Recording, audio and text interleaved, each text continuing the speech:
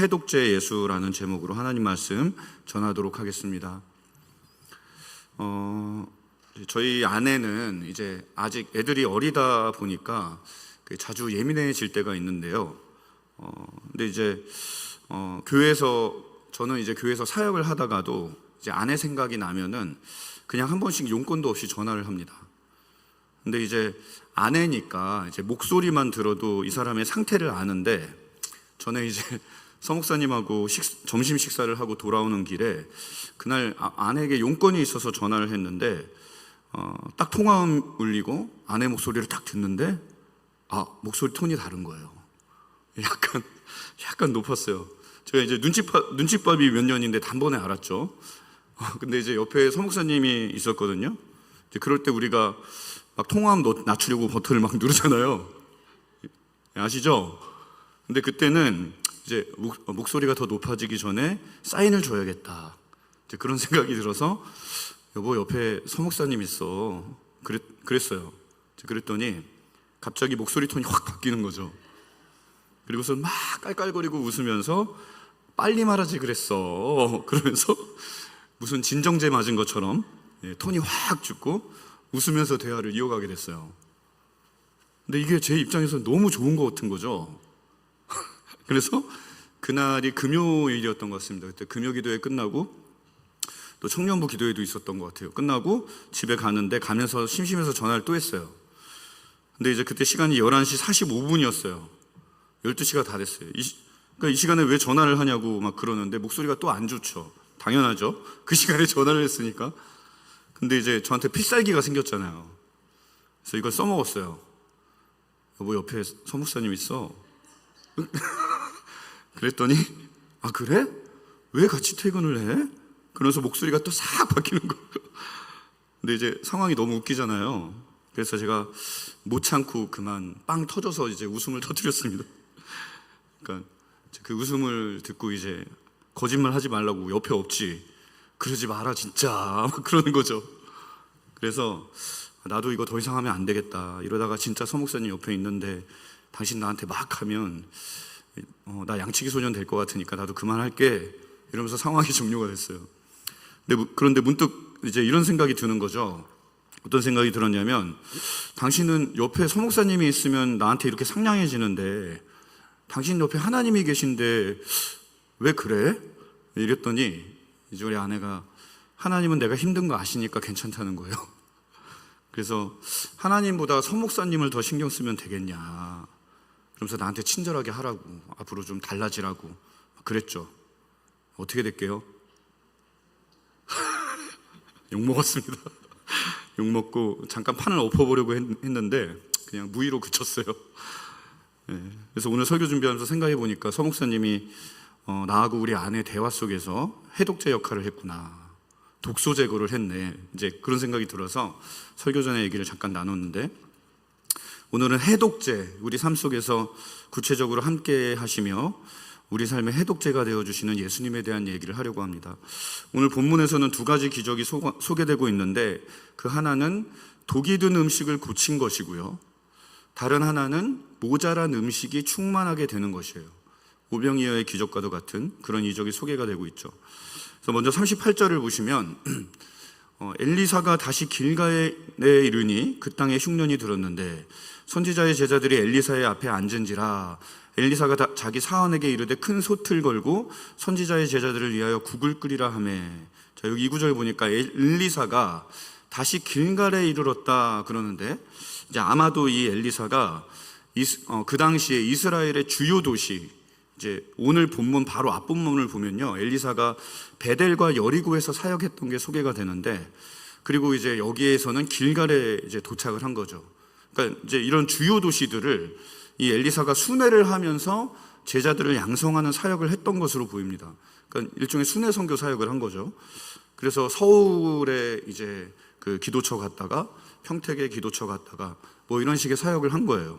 그렇게 해서 북이스라엘, 이제 엘리사가 북이스라엘의 선지자였거든요. 그런데 엘리사가 활동하던 때에 북이스라엘은 그 여로보암의 금송아지 숭배부터 아합 왕조에 이르러서는 이제 바알과 아세라 신앙으로 이어지는 이 우상 숭배 때문에 그 땅의 여호와 신앙이 완전히 무너지기 직전이었거든요. 그래서 하나님이 그 당시 이제 엘리사의 스승인 엘리야에게 이런 말도 하신 적이 있어요. 내가 바알에게 무릎 꿇지 않은 7,000명을 남겨놓았다. 이 말 들어보셨죠? 엘리야가 북이스라엘에서 외롭게 사역을 할 때 하나님께 신세한탄을 하면서 이 북이스라엘에 하나님 믿는 사람이 나밖에 없는 것 같다 막 그랬더니 하나님이 7,000명이 남아있다 그러면서 엘리야를 위로를 하셨죠. 그런데 7,000명이 많은 숫자 같지만 사실은 그렇지 않죠. 북이스라엘 전체 인구가 얼마나 많았겠어요? 적어도 몇십만 명은 됐을 건데 그 당시에. 그런데 겨우 7,000이라고 하는 것은 그러면 1%거든요. 1%. 지금 일본 기독교 인구가 1%예요. 그 수준이라는 거예요. 근데 일본이 여러분 완전히 선교 대상국이잖아요.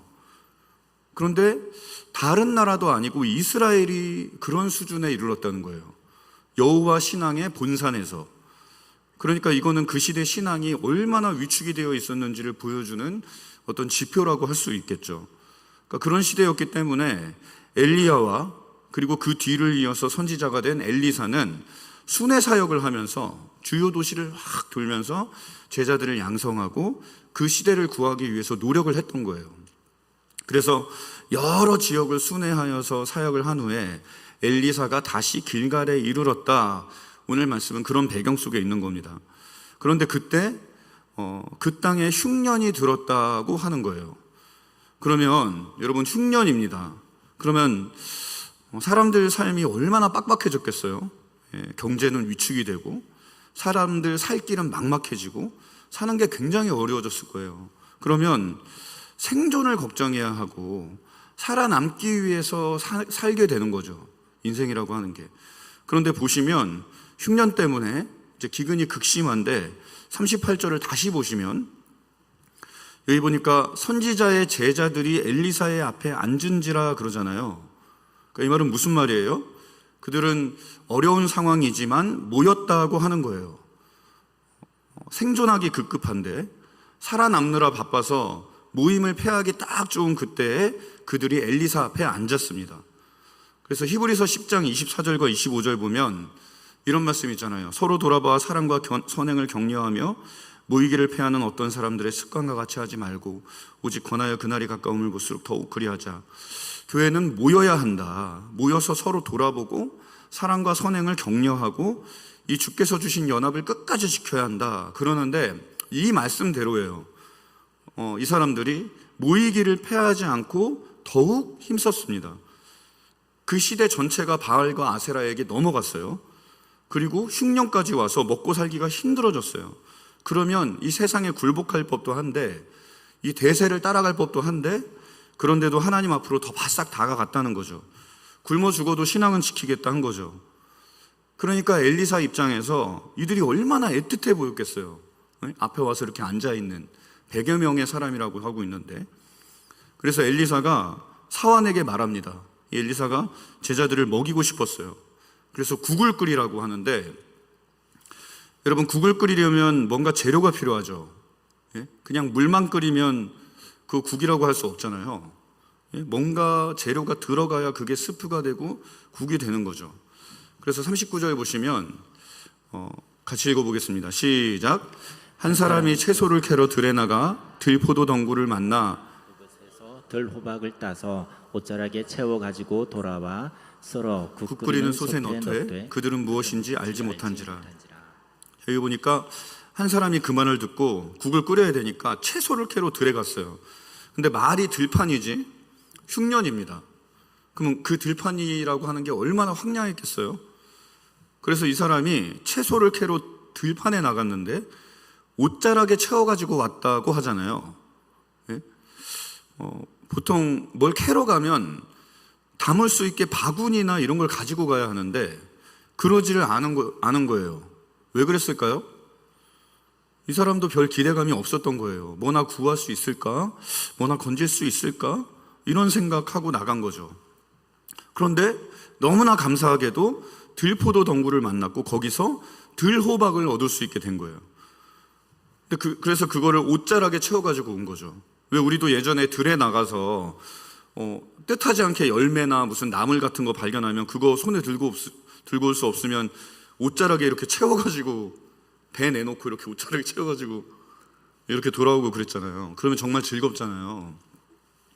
근데 흉년에 옷자락에 채워서 돌아올 정도의 국거리를 얻은 거예요. 그러니까 얼마나 감사했겠습니까? 그래서 하나님이 교회를 생각하시는구나, 그분의 백성들을 돌아보시는구나, 그런 생각 들었겠죠. 그래서 신나서 돌아와서 그걸 썰어서 이제 국 끓이는 솥에 넣었는데, 근데 그들은 무엇인지 알지 못한지라 그랬죠.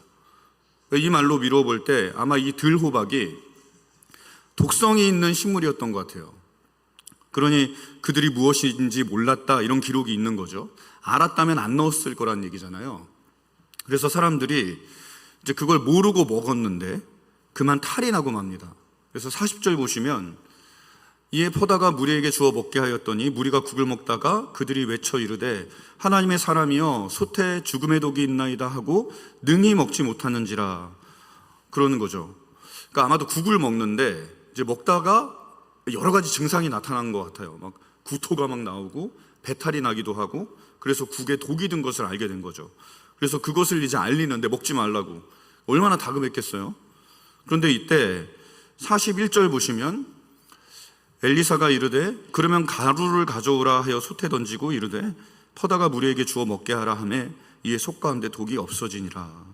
이렇게 엘리사가 가루를 가지고 그 국에 가득한 독성분을 제거를 합니다. 근데 이것은 가루에 무슨 해독 성분이 있었다라기보다 한마디로 하나님께서 고쳐주셨다라고 하는 것을 사람들에게 보여주는 것이죠. 그러니까 이 일이 있기 전에 여리고에서도 그 지역의 소산을 망치는 오염된 물을 엘리사가 소금을 뿌려서 고친 적이 있거든요. 소금으로 정수를 할 수 있나요? 그것만으로는 안 되죠. 근데 그런 기적이 있었어요. 그런 기적이 근데 여기서 또 한 번 연출이 된 거죠. 그래서 또 그 다음은 뭐예요? 근데 이제 42절도 보시면 그런 기적이 있고 난 후에 또 한 사람이 바알 살리사에서부터 와서 처음 만든 떡 곧 보리떡 20개와 또 자루에 담은 채소를 하나님 사람에게 드린지라. 그가 이르되 무리에게 주어 먹게 하라. 그러는데 43절을 또 보면은 거기에는 100명의 사람이 있어서 가져온 음식으로는 절대 그 인원을 다 먹일 수 없는 그런 상황이었거든요. 그런데 이때 엘리사의 사환이 엘리사에게 이거 가지고는 100명 못 먹입니다. 택도 없습니다. 그렇게 얘기하니까 엘리사가 뭐라 그래요? 우리에게 줘라. 그래서 먹게 하라 그러죠. 그리고 하나님께서 말씀하셨는데 그들이 먹고 남을 것이다 하는 거예요. 그래서 나눠줬더니 44절입니다. 그가 그들 앞에 주었더니 여호와께서 말씀하신 대로 먹고 남았더라. 이런 일이 있었다는 거죠. 이게 오병이어를 연상시키죠. 구약의 오병이어와 비슷한 이런 사건이 있었다는 거 여러분 알고 계셨나요? 예. 그러니까 이런 일이 있었다라고 하는 거예요. 근데 오늘 말씀에서 소개하고 있는 이 두 가지 기적이 오늘날 우리에게도 참 시의적절한 말씀이다라는 생각이 들어요. 오늘날 우리 시대는요, 바알이 다스리는 시대입니다. 바알은 풍요의 신이거든요.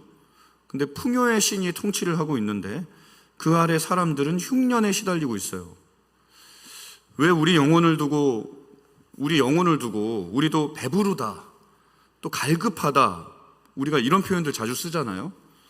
그래서 정서가 메말랐다, 결과가 만족스럽다, 이런 표현들이 있거든요.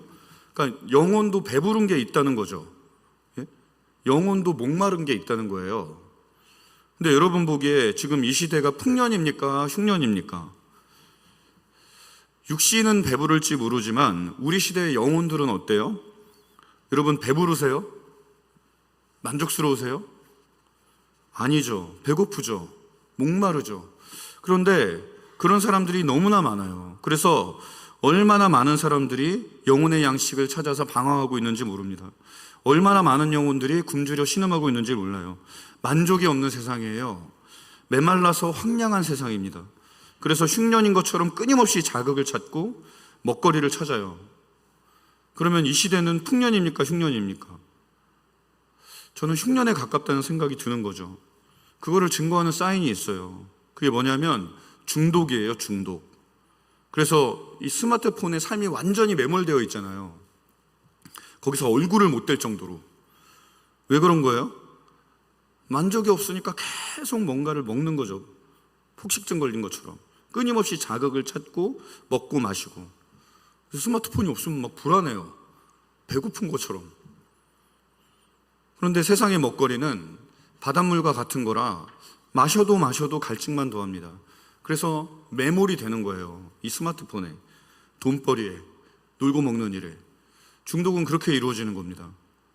그런데 그런 시대에 굶주린 세상을 대접해야 할 교회, 저들에게 참된 양식을 주어야 할 교회, 그게 교회의 사명이고 정체성이거든요.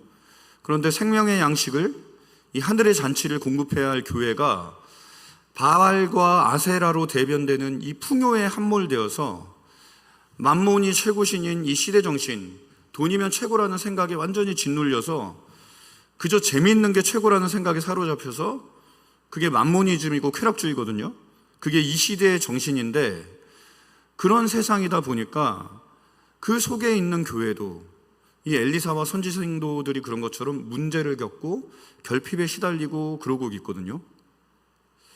그래서 교회가 제기등을 못하는, 교회가 복음을 전하면 그것이 사람을 배불리고 구원하는 능력이 되어야 하는데, 우리의 언어에, 우리의 행실에 독이 들어가서 복음을 전하는데 거기에 자본주의 정신이 섞이고, 그래서 신앙이 기복주의로 물들어요. 하나님 말씀을 전하는데 거기 능력이 부족하고, 그래서 내용이 모자라고, 그래서 성도들에게 독이 든 국을 먹이는 것 같은 일이 있어요, 없어요? 있어요. 또 하나님 말씀으로 100명을 먹여야 하는데 양식이 모자란 것 같은 일이 있어요, 없어요? 있습니다. 그런 문제와 결핍에 교회가 시달리고 있거든요. 그래서 실제로 그 목회자들의 설교만 생각을 해도, 이 설교자가 준비가 게으르고 부족해서 사람들이 은혜를 못 받고 감동을 못 받는 걸까요? 저는 아니라고 생각해요. 설교자라고 하면 누구나 기본적으로 설교에 자신을 갈아 넣습니다. 이 스트레스는 설명을 못할 정도예요. 최선을 다해요. 근데 오늘 말씀처럼 들판에 나가서 열심히 먹을 거 찾아서 그걸로 국을 끓였는데 어떻게 돼요? 사람들에게 독을 먹이는 것 같은 그런 결과를 얻는 안타까운 일들이 설교 현장에 있어요, 없어요? 있어요. 그래서 의도하지 않게 독이 들어간 설교를 하고, 그래서 누군가가 그 설교에 상처받고, 누군가가 그 설교에 헛배 불리고. 근데 일부러 계획적으로 누구 죽으라고 표적 설교하는 설교자가 누가 있겠습니까? 또 누가 일부러 영양가 없는 설교 만들어서 대접하려고 하겠어요? 근데 그런 일이 벌어진다는 거예요. 교회에서 우리는 사랑의 언어를 배우고 사랑의 말을 하라는 말씀을 매번 들어요. 그래서 우리는 상냥하려고 하고요, 언행을 주의하고 신경 씁니다. 그런데 교회 안에 독이 든 말이 오가면서, 오해의 말들이 막 오가면서 공동체가 상하고 다치는 일이 있어요, 없어요? 있어요. 왜 그런 거예요? 열심히 들판을 다니고 옷자락에 먹을 거 담아와서 사람들 먹이고 싶은 마음에 노력했는데, 그래서 설교 열심히 쓰고, 그래서 용기 내서 말도 걸어보고 친절을 베풀고 했는데 독을 푼 것처럼 문제만 생기고 결실은 없고, 독이 든 거예요. 우리 인생에 독이 들어 있습니다. 그래서 흉년인 것도 힘든데 그 속에서 우리를 중독시키고 죽어가게 만드는 그런 일이 있어요. 그런데 우리에게 은혜는 뭐예요? 그런 상황 속에서 하나님이 우리 가운데 일하시며 그거를 고치신다는 거예요. 바로 잡아주신다는 거예요. 여러분, 요셉을 한번 생각해 보세요. 친형제가 요셉을 팔았잖아요. 요셉을 죽이려고 했어요. 그래서 요셉의 인생에 맹독이 주입이 됐습니다. 그러면 그 인생은 그 독으로 인해 죽는 거예요. 사람이 독해진다고 그러죠. 예? 내 신세가 왜 이렇게 됐나 억울하고, 그래서 막 세상 원망하면서 독해지고 사나워지고 강팍해지고, 오늘날 가정에서 상처받고 사람들에게 이제 왕따 당하는 통에 피해자였는데, 분명히 피해자였는데 이 인간관계의 독성 때문에 그 독에 중독이 되어서 되려 자기 인생 망쳐버리는 그런 경우가 얼마나 많습니까? 요셉도 그러기 딱 좋았죠. 그런데 하나님이 요셉의 인생을 어떻게 하셨어요? 고치셨죠. 그냥 고친 정도가 아니라 그 못 먹을 국을 맛 좋은 국으로 바꿔주셨어요. 그래서 사람들을 배불리는, 온 세상을 먹이는 그런 놀라운 치료의 은혜를 요셉의 삶에 베풀어 주셨죠. 그런 은혜가 우리 가운데도 있습니다. 그래서 우리도 우리 인생에도 독이 들어가 버린 사건들이 있죠. 성경에서 죄와 사망에 대해 표현할 때 이것들이 사람을 쏜다, 그런 표현들을 쓰거든요. 예? 우리는 계속해서 벌에 쏘이듯이, 독사에게 물리듯이 이 죄와 사망의 세력들에게 물리고 쏘이고, 그래서 독이 주입되는 그런 일을 당하고 살고 있어요. 그래서 우리 생각과 행실에 독이 주입되면 생각을 그르쳐요. 언행이 잘못돼요. 그러는데 그래서 일을 망치면 그 엎질러진 물 때문에 그거 돌이킬 수가 없으니까, 왜 내가 그때 그랬을까? 왜 내가 그런 선택을 했을까? 그러면서 더 큰 절망과 낙심에 빠질 때가 있는데, 그래서 인생이 무너져 내리고 그러는데, 우리 하나님께서 그 참변 속에서 독이 있습니다, 저마다 막 비명하는 그 속에서 온 세상이 비명하고 있거든요. 가정에서 독이 있습니다, 일터에서 독이 있습니다, 온 세상이 아우성인 가운데 우리 하나님께서 그 속에 가루를 뿌리시고, 무슨 가루예요? 예수님이시죠. 예수님으로 말미암아 성령께서 우리 인생에 은혜로 개입하셔서 모든 것이 합력하여 선을 이루게 하시는 일이 우리 가운데 있다고 하는 거예요. 로마서 8장 28절을 한번 읽어보겠습니다. 시작. 우리가 알거니와 하나님을 사랑하는 자, 곧 그의 뜻대로 부르심을 입은 자들에게는 모든 것이 합력하여 선을 이루느니라. 여기서 모든 것이 합력하여 선을 이룬다고 하고 있는데, 이 말은 실수도 있고 실패도 있고 잘못도 있고 심지어 범죄와 악행도 있다는 거죠. 그래서 모든 것이죠. 우리도 범죄하고 악행을 저지를 때 있잖아요. 그런데 그뿐인가요? 거기에 사고도 생겨, 병에도 걸려, 일은 잘 안 풀려. 그러면 원망이 섞이고 부정적인 생각이 들고 소심해지게 되고 막 독해지게 되고, 원수 마귀는 이렇게 계속 우리 인생에 독을 풀고 우리를 중독시키고 그걸로 삶을 망가뜨려요. 부패하게 만들고 삐뚤어지게 만들고. 그런데 하나님께서 그 부서지고 조각난 그 모든 말과 행실을, 그리고 또 삶을 가지고 그 퍼즐을 어떻게든지 조합해서 모든 것이에요. 그 모든 것을 가지고 결국 선을 이루어 가신다는 거예요. 요셉에게 행하신 것 같이 우리 삶에도 치료하는 광선으로, 우리 시작할 때 찬양했죠. 내 영혼에 햇빛 비치니 주 영광 찬란해. 이 찬양처럼 우리 영혼에, 우리 삶의 빛이, 치료하는 광선이 비춰져서, 그래서 우리는 우리의 말에 독이 들어서 누군가를 쏠 때도 있지만, 우리의 독이 된 선택까지도 우리가 회개하고 그 잘못을 수습하면서 계속해서 주님 따르려고 하면 그 모든 것을 다 용서하시고 용납하시고 그 전부를 모두 선으로 바꾸어 가시는 하나님이 있기 때문에, 그래서 우리가 절망과 자책에 묶여 있을 이유가 없는 거예요. 우리는 죽을 때까지 항상 새롭게 출발할 수 있는 기회가 주어진 사람들입니다. 하나님은 우리의 독이 든 인생, 그 속에 생각, 판단, 말, 행실, 관계, 사업, 모든 것에 독이 있는데, 내 결혼에 독이 있고, 내 가정에 독이 있고, 내 학교에 독이 있고, 직장에 독이 있어요. 그런데 그 모든 것을 정화시키고 변화시키세요. 그래서 그것이 맛 좋은 국이 되게 하실 거예요. 배고픈 우리를 먹이는 양식 되게 하실 거예요. 생각이 맛있게 되고 판단이 맛있게 되고, 그리고 우리의 모자람, 100명을 먹여야 하는데 그럴 수 없는 우리의 한계, 물고기 2마리와 떡 5개밖에 없는 우리의 결핍, 능력이 부족하고 많은 곳에서 부족해요. 그러나 괜찮아요. 오히려 그 부족함이, 모자람이 하나님이 일하실 무대예요.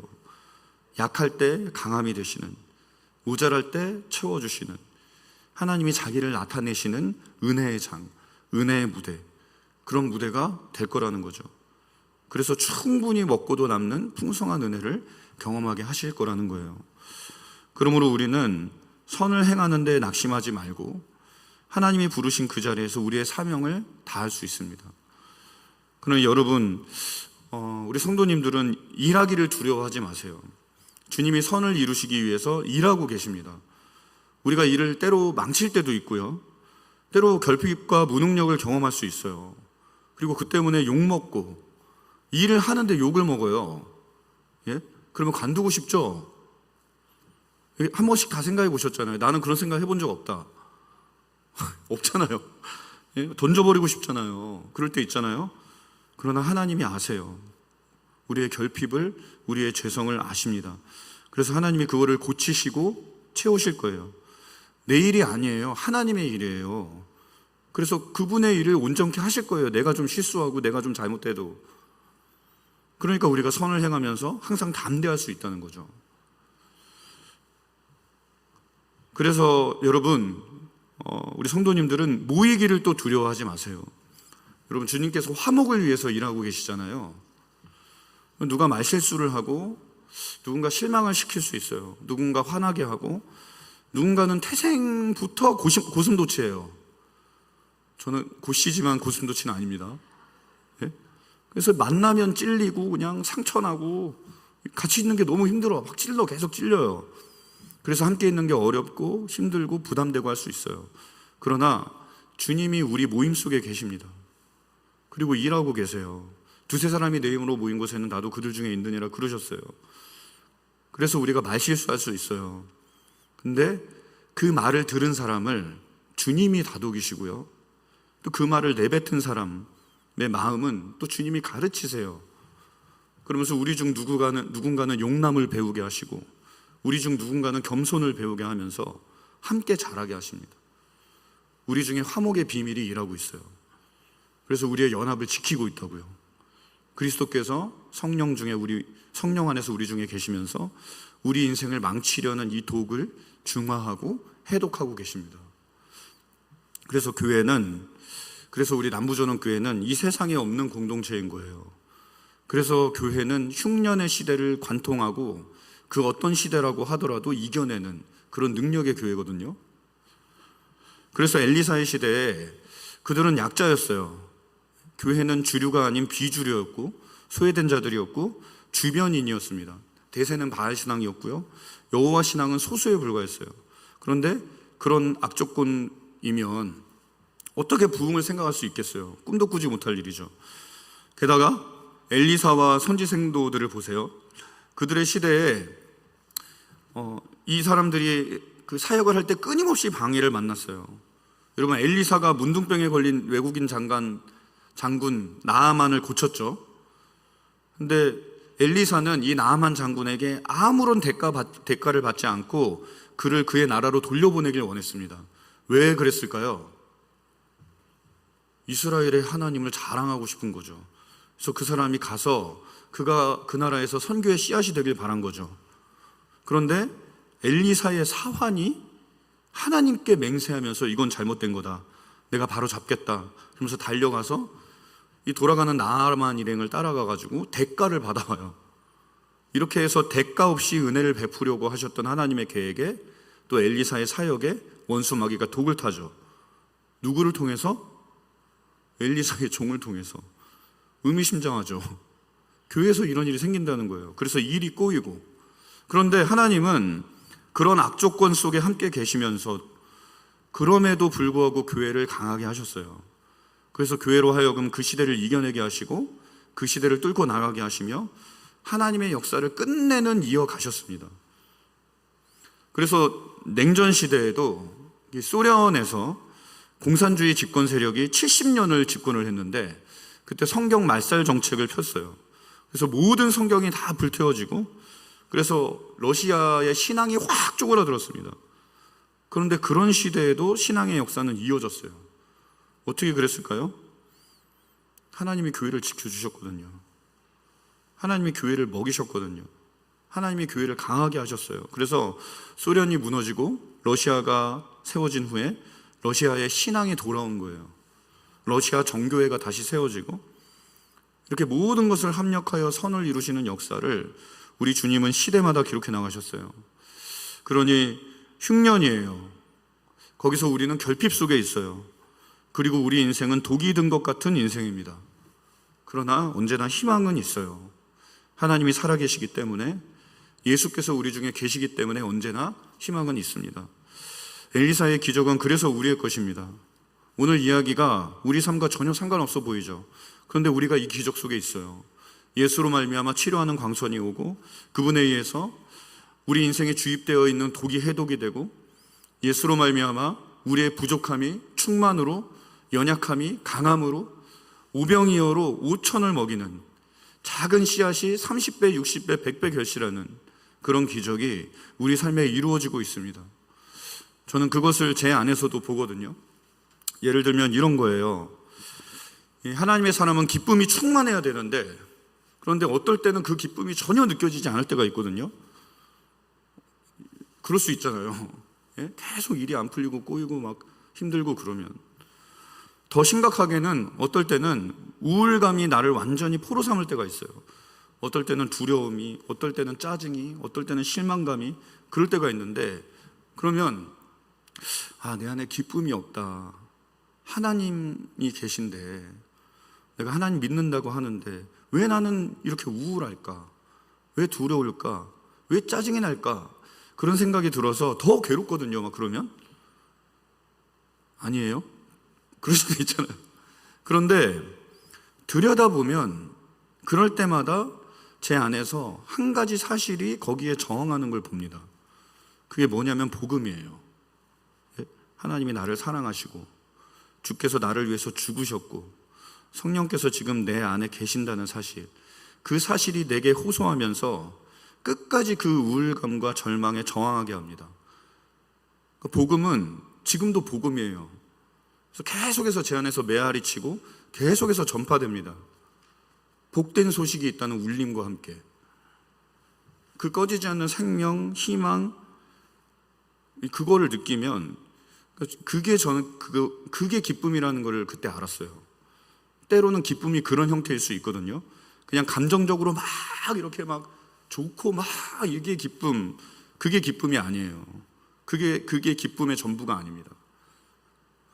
그렇게 내 안에 다시 복음이 이렇게 울려 퍼지면 말씀은 능력이 되고, 그 능력은 내 안에 있는 다양한 감정들, 원망, 분노, 실망, 막 별의별 것들이 다 있는데 완전히 쓰레기장 같은데, 어떨 때는 그 모든 것을 가지고 합력해서 선을 이루어 가거든요. 그러면 그때 일어나는 일이 마음이 새로워지는 거예요. 실망, 분노, 짜증, 그 모든 게 다 불식되고 소멸하고 마음에 평안이 오고 다시 기쁨이 회복이 됩니다. 이런 거 다 경험해 보셨잖아요. 근데 이런 일이 끊임없이 반복이 돼요. 이게 제 마음에서 계속해서 일어나고 있는 일이에요. 근데 그게 저만의 이야기인가요? 모든 그리스도인 안에서 일어나는 비밀입니다. 여러분 안에 희망이 있습니다. 여러분 안에 승리의 비밀이 이미 일을 시작했어요. 모든 것을 감당하고 이겨내게 하는 일체의 비결이 여러분 안에 이미 있습니다. 사도 바울은 그래서 빌립보서 4장 12절에서 우리 같이 한번 읽어봅시다. 시작. 나는 비천에 처할 줄도 알고 풍부에 처할 줄도 알아. 모든 일, 곧 배부름과 배고픔과 풍부와 궁핍해도 처할 줄 아는 일체의 비결을 배웠노라. 이런 말을 남겼거든요. 저는 이 말씀이 여러분의 말씀이 될 것을 믿습니다. 그러니 언제나 우리의 삶을 치료하는 주님이 계심을 믿고 여러분 담대하세요. 뭐든지 최선을 다하세요. 누구든지 끝까지 사랑하세요. 그게 우리가 가야 할 믿음의 길입니다. 죄가 독을 풀고 세상이 여러분 미워해도 고치시고 먹이시는 주님, 그 주님을 믿으시고 오늘 서로에게 더욱더 가까이 가시고 이 관계를 누리는 거예요. 뭔가가 막 가로막고 있어도. 그리고 또 다음 한 주는 주님과 더불어서 담대히 선한 일에 힘쓰면서 그렇게 살아가는 거죠. 이 주일에 그렇게 함께 모여서 서로 사랑하기를 연습하고, 그리고 흩어져서 또 담대한 믿음으로 살아가고, 우리 성도님들 그런 성도님들이 됐으면 좋겠습니다. 그렇게 거룩한 성도가 되시면, 그렇게 거룩한 인생이 되시면 하나님께서 여러분 삶에 있는 독을 다 해독해 주시고 여러분이 맛 좋은 국이 될 수 있도록, 많은 사람을 먹이는 주님의 양식 될 수 있도록 하나님께서 그렇게 만들어 가실 것을 믿습니다. 우리 같이 한번 찬양하겠습니다. 찬양할 때 오늘 주님의 시선이라는 찬양을 한번 해보려고 하는데요. 잘 모르시는 찬양일 거예요. 근데 이게 청년부에서 저도 배운 찬양인데 이게 너무 좋은 찬양입니다. 그래서 이 찬양 같이 한번 불러보고 같이 한번 기도했으면 좋겠습니다.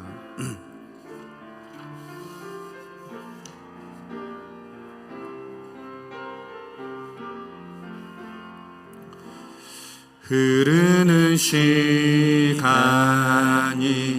한숨만 남기고 반복된 실패 속 지쳐갈 때 내 맘의 소망이 눈물 조각 될 때 내 곁에 다가와 부르시네. 흐르는 시간이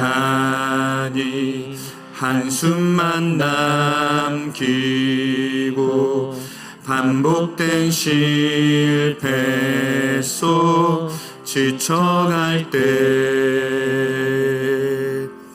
내 맘의 소망이 눈물 조각 될 때 내 곁에 다가와 부르시네. 주님의 시선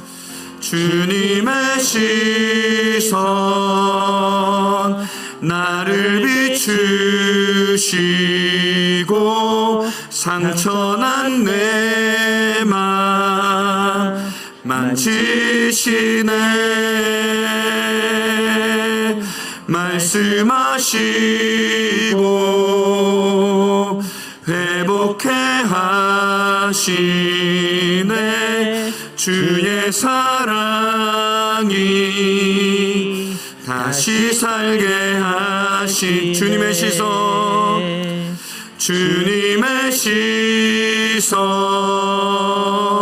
나를 비추시고 상처난 내 맘 만지시네. 말씀하시고 회복해 하시네. 주의 사랑이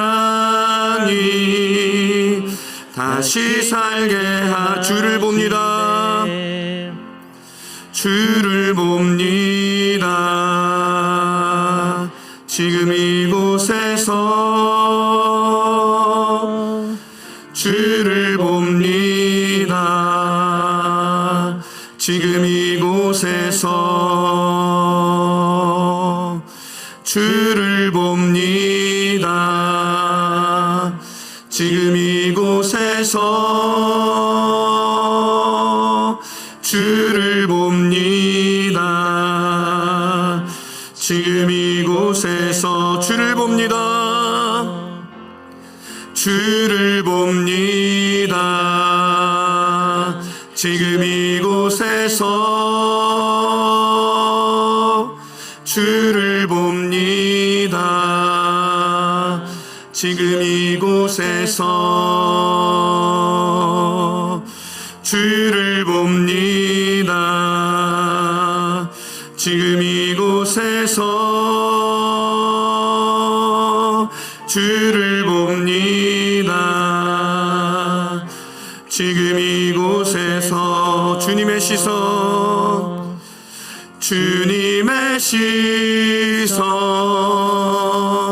나를 비추시고